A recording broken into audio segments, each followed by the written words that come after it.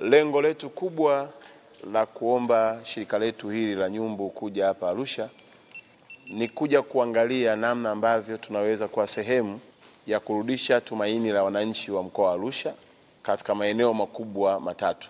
Moja, ajira; pili, uchumi; lakini tatu, heshima ya mkoa wetu ya kuwa na kiwanda cha matairi alimaarufu kama General Tyre.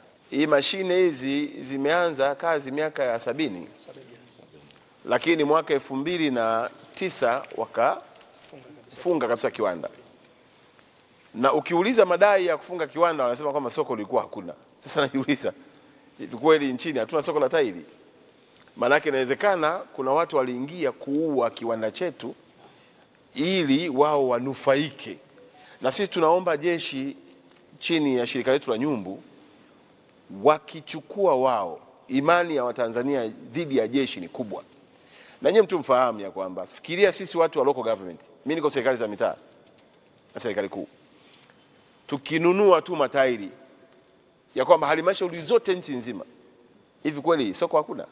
Tukitoka tu hapo kwenye vyombo vya ulinzi wenyewe, yani jeshi la wananchi, polisi, magereza, uhamiaji, fire, wakisema bwana sikiliza, tuenda kununua matairi yaliyotengenezwa na ndugu zetu wa shirika la Nyumbu, hakuna soko.